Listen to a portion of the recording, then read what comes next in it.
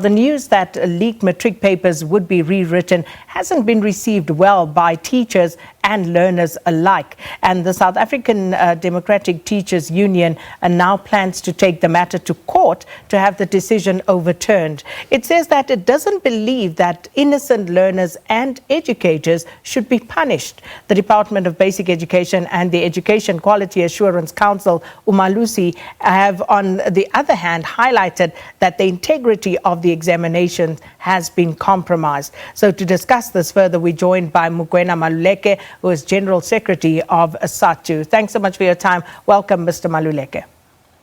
Good morning, and thank you for having us in it, and my apologies. Not a problem. Mr. Maluleke, let's start with the question of the integrity of the examinations, and both Umalusi and the Department of Basic Education saying that the integrity of the examination has been compromised, and that in the first instance warrants this rewrite. What is your take on the integrity of the exam? Well, there's no question about the issue of the integrity of the examination. We believe as an organization that the examination must have integrity, and the credibility of the examination must always be protected. However, we must not have a perceived integrity irregularity. We must not create an irregularity. We need to base that on evidence. And the fact of the matter that the evidence that we have is that there is an inconclusive evidence, and therefore the numbers that we have that might have and might not have seen or even used the question paper can only be determined at the time of marking to establish exactly what are the facts and how did this leak spread and so forth. So now we cannot even be assisted by the works and so forth. So to really all of a sudden create that particular credibility question and on the basis of a perceived irregularity in itself is very irrational, because it does not take into account the emotional state of our learners, the preparedness of our learners for the second writing and so forth. We know that you prepare so much for the first time you are writing, and the second time, with all what is happening around our learners, what's happening around our communities, we know that this is already going to have an impact on them. Their performance is not going to be the same. Even if they were to want to put more effort, it's not going to be the same. So you can only come to the issue of the fact that there is an irregularity once you have concluded the evidence, and we can get that from the marking. We have always been able to do that, making sure that even if Umalusi has not detected anything, when we mark, we are able to detect that this particular learner has received a memorandum, and we follow that learner, we investigate, find the facts, and then where is an A student? An A student will always be an A student and will not be punished because of the fact that the student has got a total. Does not mean the student has received the paper, because you can trace it from the trial, you can trace it from the schedules of 2019 in terms of grading. So we have got all these tools and mechanisms that can give us assurance that there is an irregularity. For now, we are persisting in irregularity, and we think that's very problematic. Mr. Maluleke, when you say an A student will always be an A student, Mr.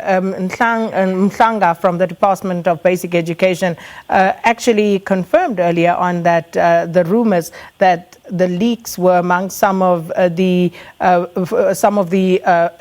A students that you talk about. Some of them were actually involved in this. Now, how would you explain that in the context that you have just provided? Because if they are A students, if they are that well prepared and ready, why a need to then steal the paper, as it were? That's the problem. It is that the reports that we have been getting, it is that there is a group of A students that were part of a particular study group. And because they were part of a particular study group, their preparedness and obviously their programming is going to show when you mark that these students have been programmed to answer this particular question this way. And clearly they've already answered, and you're going to be able to see it, because then you put a spotlight on that group. There is a learner in Limpopo who is an A student and was not part of that particular study group for that matter. And that particular learner is going to have to answer differently from them, and is going to get an A because it's an A student, and you can go and trace it back from where it is.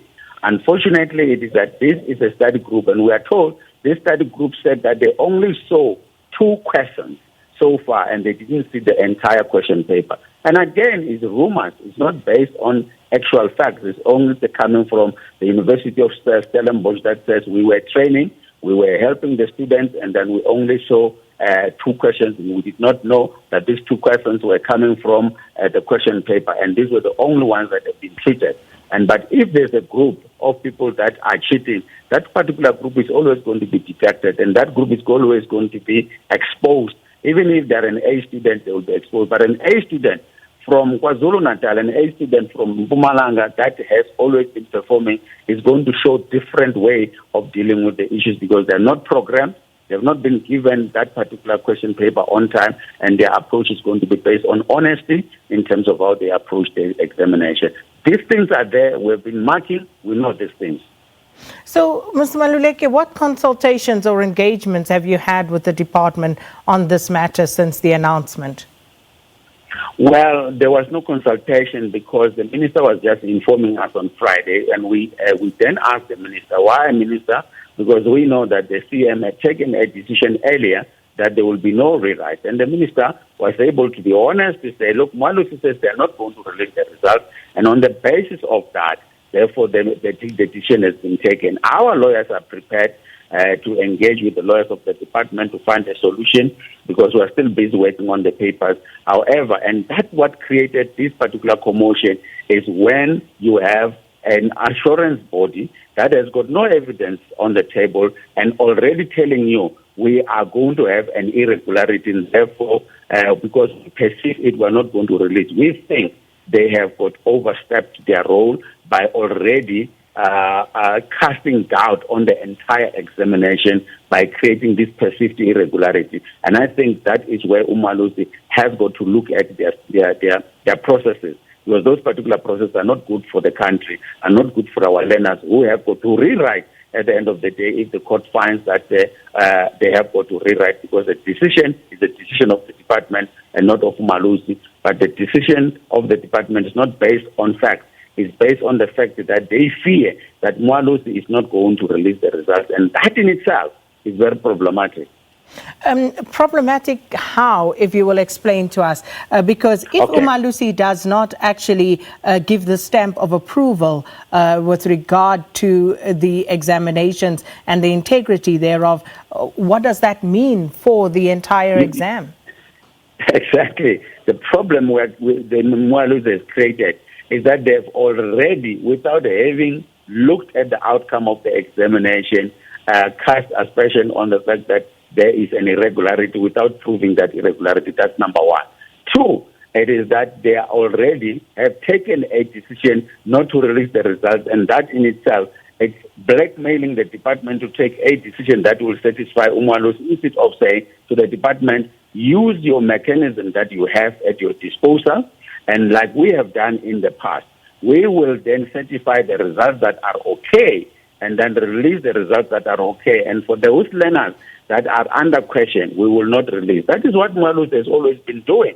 And that is the right way in terms of the act of Umalusi to do that. They have a right to say, for these 200 or 300 learners that there is a question around them, we are not going to certify the results. But they cannot say they're not going to certify the results, because you can't base the credibility question on less than even 1% of the learners who have written and say the credibility is compromised. It's not compromised, it's perceived compromise.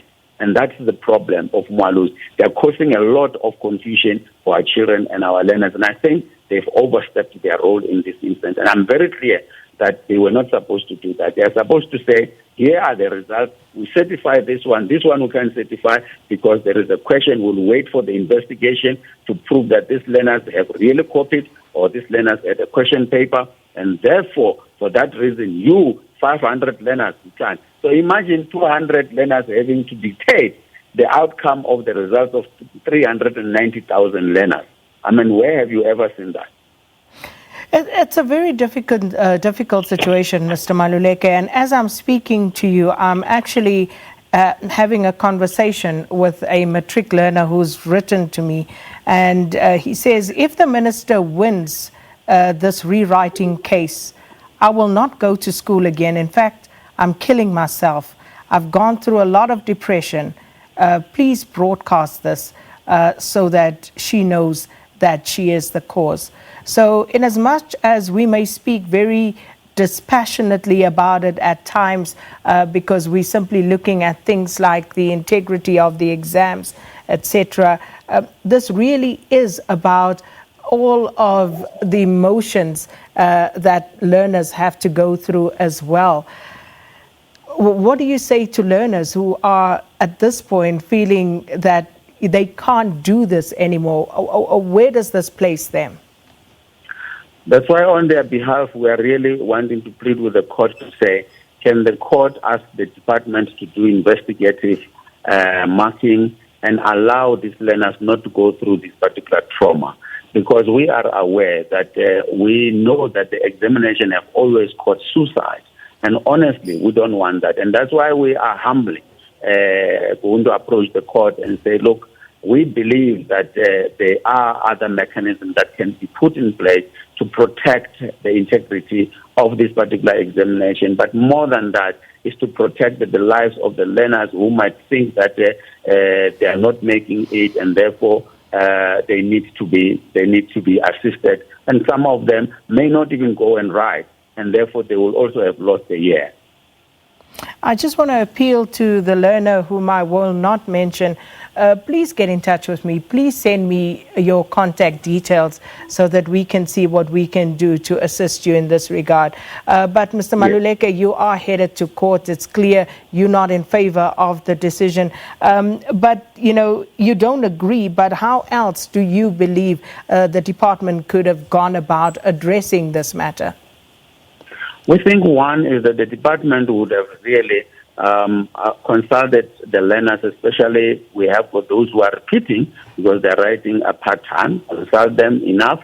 Secondly, it is that engage Umalusi and say to Umalusi, look, we assure you that we will go through this particular marking and therefore we'll do everything. You will moderate. You will do what you are supposed to do as an independent body. And then on the basis of that would happen, we will then be able to give you what we have, and then you can assess and then take a decision on that particular basis.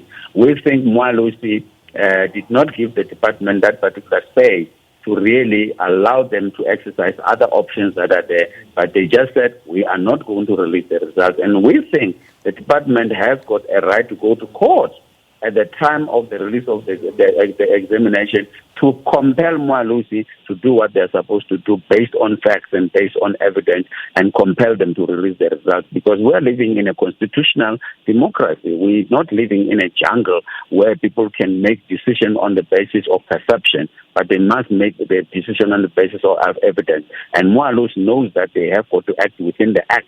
The law that is there. So we believe that the solution should have been engaging more about this thing, taking into account the emotion of our parents, the emotions of our students, and the legal part. Maluleke, we'll leave it there for now. Thank you so much, General Secretary of SADTU, the South African Democratic Teachers Union, talking to us about their plans to go to court to have the nationwide matric exam paper rewrites for mathematics paper 2 and physical science paper 2, those rewrites overturned. And this is our question of the day as well, where we are engaging you on it. What are your views on this particular matter? And as I say, a very disturbing some of the messages coming through from some of the learners about the impact that this is having on them. And one in particular reaching out to me saying that he cannot go through this, he can't do this again. And if indeed it comes to a point where he is forced to rewrite, if that has to happen, that he will take his life instead. So very disturbing, and we will try to intervene as best we can. But I do believe we have the learner who will speak to us anonymously right now about this particular matter.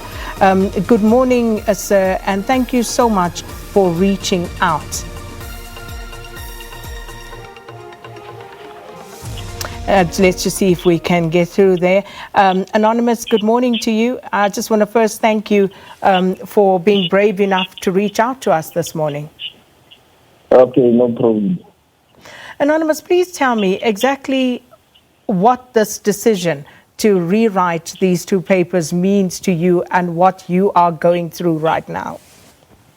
Like the majority of the learners that are matric learners, they have been studying like ever since the pandemic stroke in SA. We went through a lot because the study conditions were terrible, a lot of stuff, and we had to do whatever it takes to work for our future. Now, imagine I'm in Eastern Cape. I'm living there. My parents are living in Cape Town. Imagine I already booked a flight that when I finish writing on Tuesday, on Wednesday, I'll be taking a flight back home so that I can clear my mind, because I've been going through a lot of stress, a lot of pressure, a lot of anxiety, and some of other kids have paid for the circumcisions and all that stuff, initiation. They are planning to go Tuesday or Wednesday. What are they going to do with that? And these are questions that unfortunately perhaps the department hasn't quite applied their collective minds to, but very disturbing. I'm really perturbed, Anonymous, when you say that you will take your life if this comes to pass and you are expected to write again. It's depression. Like I went through a lot, and I don't see myself leaving after. I don't see myself in the school this upcoming weekend. I don't see myself in this school. Like it would be better if they made us choose if we want to rewrite. Where the provinces that are not involved in this leaking papers, like Eastern Cape, Western Cape, Northern Cape, we never saw papers. We just heard that when we were done writing, and we heard that there were papers were leaked, and we studied 3 nights, slept 2 hours, studied 3 nights for the whole papers, and they are telling us that we must rewrite. Like how? Anonymous, can I please plead with you? Can you please keep in touch with us? Can you please tell us how we can be of assistance to you? But can we please plead with you not to do the ultimate act that you are threatening? I don't know clearly. I don't know. Can I send you? I will send you my number as well, and let's keep in touch. Can we at least promise to do that? No problem. No problem. Okay. I will call you immediately after the show. But thank you so much for reaching out. And that is an anonymous learner who is actually going through whatever emotions this particular decision has brought about. And he's saying it's been a very stressful year. He is depressed. He has other plans, and he does not see himself going back to school, and that he would rather take his life than do that. So we'll try and reach out and try and assist as far as we can. With that, on that very somber note, we're going to leave it and hand over to the agenda with Desiree Chauke. Please take care.